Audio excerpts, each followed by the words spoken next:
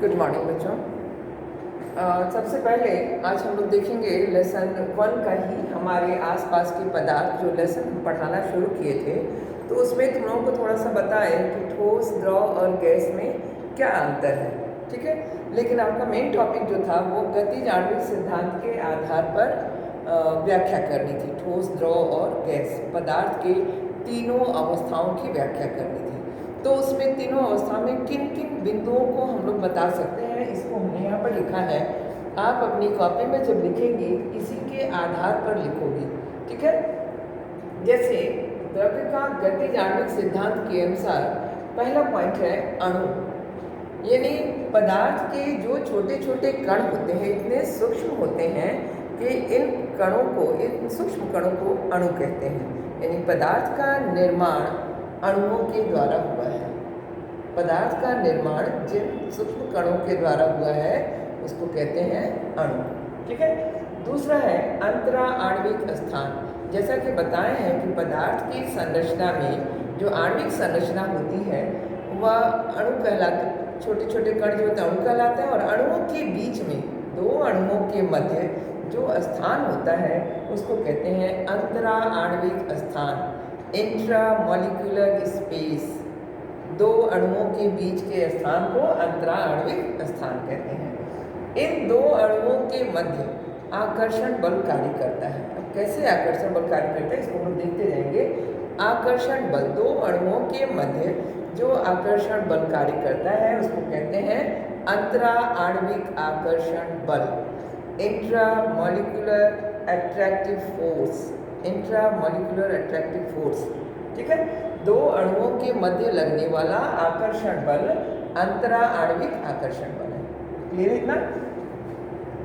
Last point जो है अणुओं की गतिशीलता, इसी के आधार पर यह गतिज आणविक सिद्धांत की व्याख्या आपको करनी है।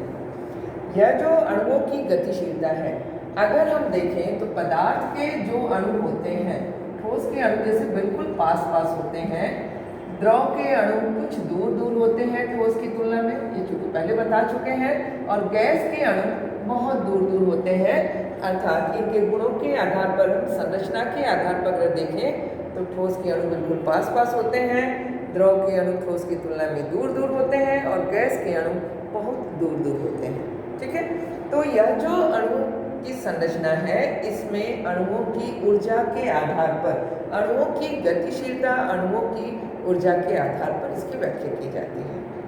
ठीक है, तो अब जब हम ठोस, द्रव, गैस की बात करते हैं तो यहाँ पर इसके आधार पर व्याख्या लिखेंगे तो ठोस का लिखेंगे कि ठोस के अणु बिल्कुल पास पास होते हैं, द्रव के अणु ठोस की तुलना में कुछ दूर दूर होते हैं और गैस के अणु बिल्कुल दूर दूर होते हैं, बहुत दूर दूर होते हैं।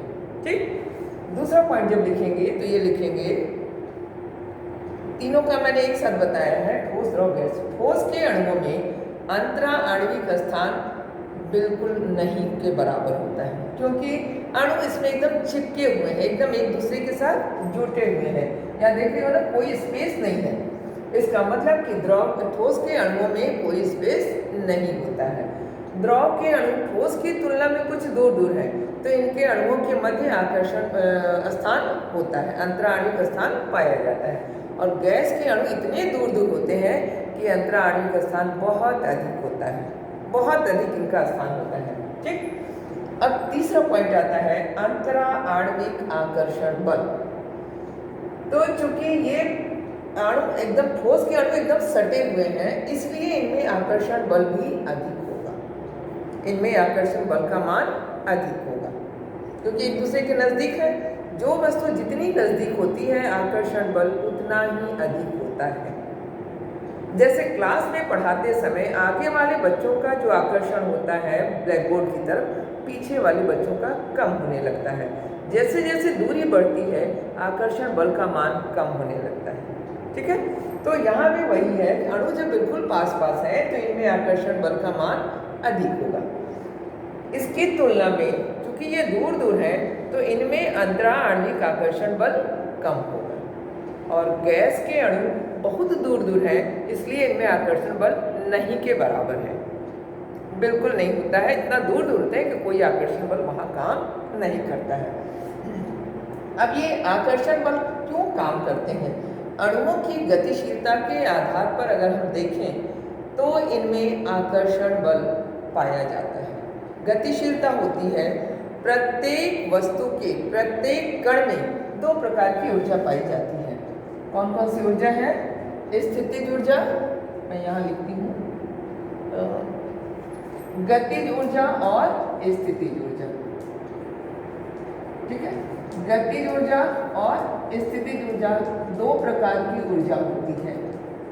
लेकिन अणुओं की गतिशीलता जो होती है, गतिशीलता शब्द करते ही उसमें गतिज ऊर्जा आ गया।